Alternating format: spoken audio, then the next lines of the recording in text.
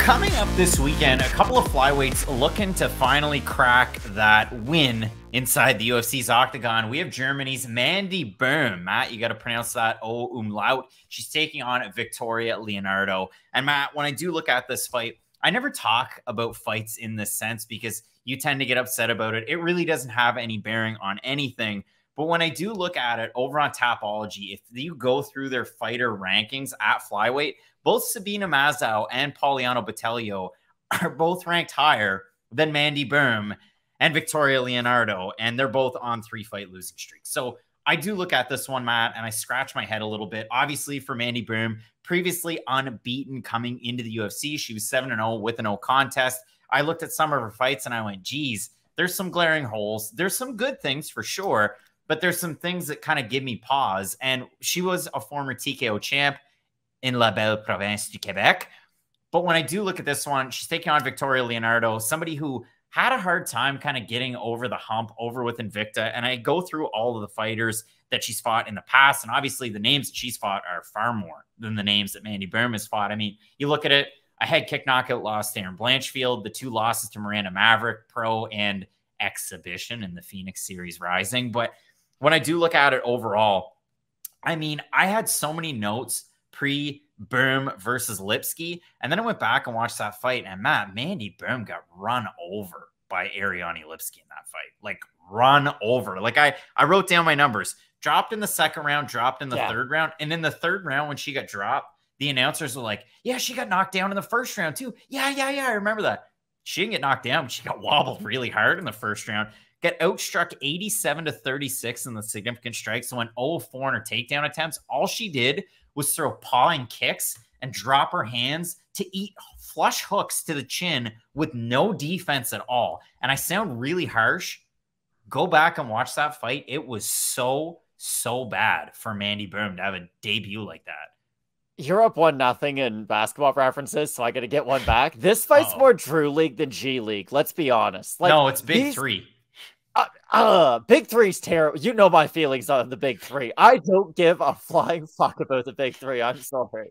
But for Victoria Leonardo, like, she needs a win. And you're right. She has fought a lot of good fighters. And we often say this, hey, if you're a really good fighter and you beat lesser levels of competition, you better run them over because it's not really going to prove anything to us if you do anything less. For Victoria Leonardo, she gets run over by anybody who's good in this division. And I know that sounds very harsh, but it has been the truth up until this point. Erin Blanchfield, Manon Fiorot, and Melissa Gatto are head and shoulders above the rest of her competition. And let's be honest, Miranda Maverick beat the brakes off her too. Now, yes, all of those fighters are great fighters, but there's a hard case to make. Like, Victoria Leonardo may not have even won a single minute of any of those fights against any of those women. I will say, Matt, it really did surprise me with Melissa Gatto coming into the UFC. That was her debut. We expected she lit her up on the feet. Hear me up. We expect this great jiu-jitsu player. And if you watch Gatto pre-UFC when she was taking on Carol Rosa, who's in the bantamweight division, she kept pulling guard, and then Rosa went into guard and then got submitted.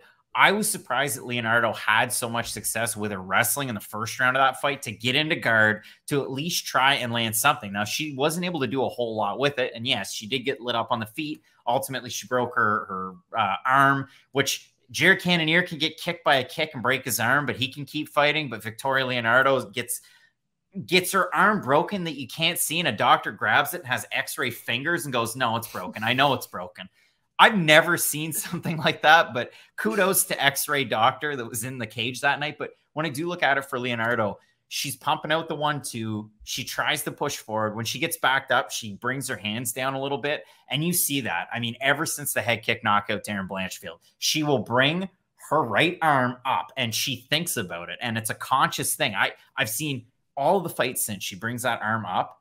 It'll drift, but then she'll bring it right back up. But the trouble is, she's wary of all the different things that are going to be happening. And she comes out of a good camp. She obviously has great training partners. I know Andrea Lee's a major point of that. And her husband owns the gym. And they seem to have a great relationship. You can see that while they're in the corner together.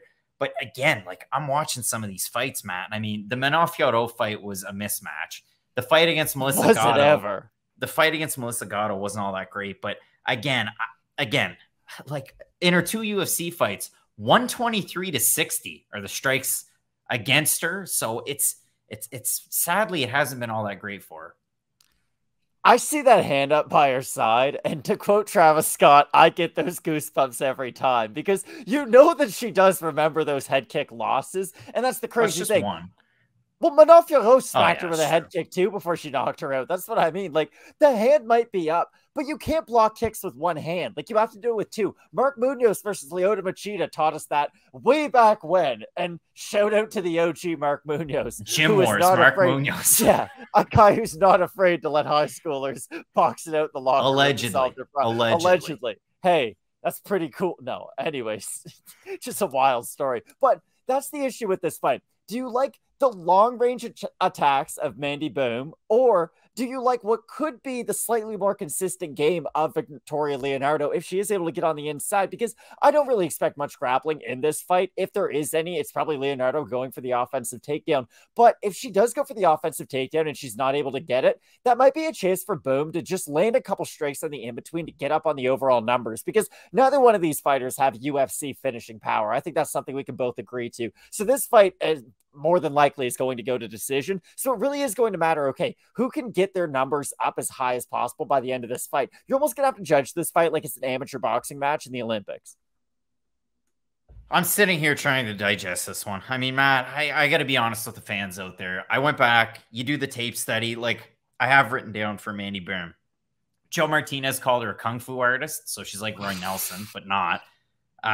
Good leg kicks, no defense, not great head movement, keeps her hands low post kick, but then tends to keep her hands low throughout most of the fight. And the other thing that I wrote down was in her fight against Greet Eckhout back with Bellator, hands low, poor defense in that fight as well. And her coach there was John Kavanagh with SBG. Didn't see her at SBG for this camp. She wasn't at SBG for her last camp. So I wonder how things have changed, how things have progressed, because I haven't seen a giant amount of progression. The other thing with Mandy Bohm was over with Bellator, they had her matched up to take on Liz Carmouche, which would have been Carmouche's foray into Bellator, champion Liz Carmouche. We all know how that fight would have gone. And in the UFC, they had her booked against Taila Santos. Just, did she beat Valentina Shevchenko? I don't know. But again, these are the names that they booked her with. Now the fights fell out, but still, when I do look at this one, I have a hard time making a pick. I mean, the odds on the fight, Mandy Bohm open to -185. She's -137 right now. Victoria Leonardo open +160, +113. If we have a look at those pesky Tapology votes, Matt, surprise to us as they are to you. I'm going to say over under 65% Mandy Bohm. I'll say under. 1,084 votes, 81% Mandy Bohm. 88% by decision for the 19% that have Leonardo, 73% by decision. Who are these people? Who are they? I'm so confused. 810 people about are like, wow, I'll have what she's having. I like those dots above the O. They're fun. It's just, this isn't a great fight. I don't know if we've said that enough during this prediction video, but it's the honest truth. Like, this is a great card. But every great card's going to have some filler on it, and this just happens to be one of those fights.